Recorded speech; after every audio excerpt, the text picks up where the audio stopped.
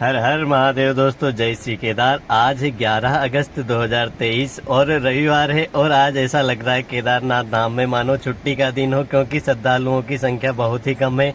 और इस वीडियो में दोस्तों हम आप शिव भक्तों को, जितने भी शिव भक्त केदारनाथ धाम में आने वाले हैं, सभी को एक बहुत ही बड़ी खुशखबरी देना चाहते हैं। साथ ही दोस्तों केदारनाथ धाम तक पहुंचने वाले रास्तों के बारे में भी आपको जानकारी देंगे। केदारनाथ धाम में मौसम किस प्रकार है, हालांकि वो तो आप देख ही रहे हो, उसको बताने की तो कोई जरूरत नहीं है। दोस्तों वीडियो में अंत तक बने रहिए, जिससे आपको केदारनाथ धाम से जुड़ी हुई हर छोटी बड़ी संपूर्ण जानकारी इस वीडियो में मिल जाएगी। और दोस्तों केदारनाथ धाम में अगर आप आना चाहते हैं तो यह वीडियो आपके लिए ही है कि आप केदारनाथ धाम में आने के बाद में यहाँ पर क्या करने वाले हैं, कैसे रहने वाले हैं, संपूर्ण जानकारी। दोस्तों सबसे पहले आपको दिखाते हैं केदार घाटी की खूबसूरती। आप देखिए सामने की ओर एक वाटरफॉल है, जहाँ पर भी आप अगर जाना चाहते हैं तो आप सामने वाली पहाड़ी पर चढ़ सकते हैं। थोड़ी सी 100-200 मीटर की चढ़ाई चढ़ने के बाद में आप वहाँ उस झरने तक पहुँच जाएंगे और वहां से केदार घाटी का जो व्यू होने वाला है बहुत ही ज्यादा खूबसूरत आपको दिखने वाला है। केदारनाथ धाम में अगर आप भैरव बाबा की जो चढ़ाई है वह चढ़ते हैं, वहां से भी आपको बहुत ही ज्यादा खूबसूरत नज़ारा देखने को मिलेगा।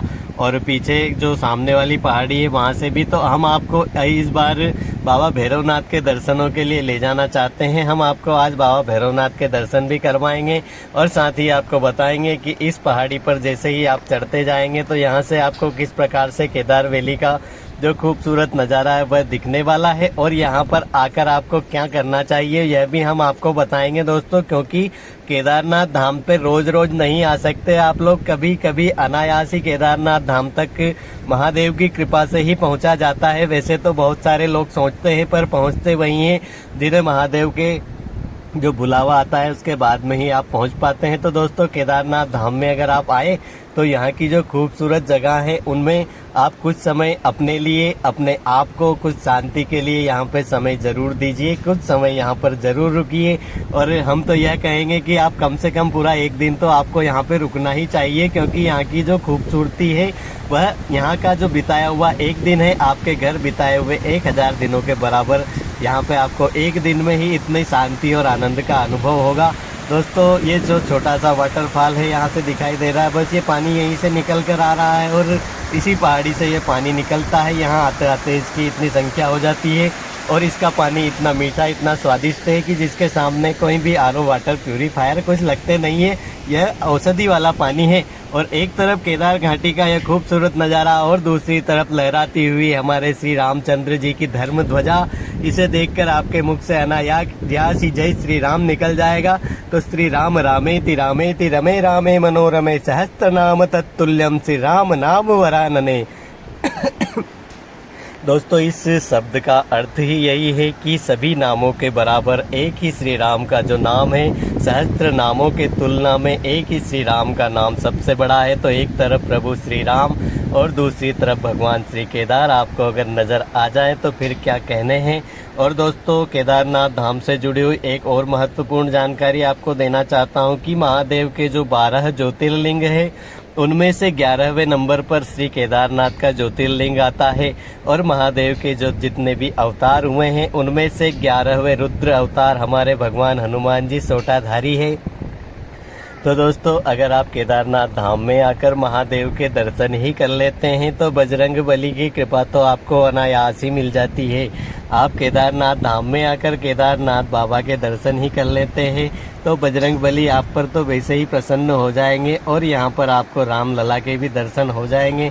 और आप देखिए केदार घाटी की जो खूबसूरती है उसके बारे में आपको क्या ही बताऊँ दोस्तों, ये तो मैं आपको बता नहीं सकता। आप वीडियो में तो देख रहे हैं, पर आप जब केदारनाथ धाम पर आकर ये चीज़ें देखने वाले हैं तो आप सोचिए कितना खूबसूरत अनुभव आपके लिए। यहाँ की हवा चल रही है सननन सननन, और यहाँ पर आप आकर केदारनाथ धाम में जो आपका समय व्यतीत करने वाले हैं उसके बराबर आप, चाहे आपने जीवन के कई आपने वर्ष बिता दिए होंगे, आपने देर करी नहीं करी, पर केदारनाथ धाम में आप अगर पहुंचकर इन जगहों पर जो खूबसूरती का अनुभव करने वाले हैं वह आपकी ज़िंदगी के सबसे खूबसूरत दिनों में से रहने वाले हैं। तो आप से यही रिक्वेस्ट करना चाहता हूं दोस्तों कि दूसरों के लिए तो रोज़ाना आप लोग जीते हैं, यहाँ पर आने के बाद में कम से कम एक दिन अपने लिए निकालिए और इन देवभूमि में एक दिन का समय जरूर व्यतीत कीजिए। इन पहाड़ों पर केदारनाथ धाम के आसपास आप अपना एक दिन पूरा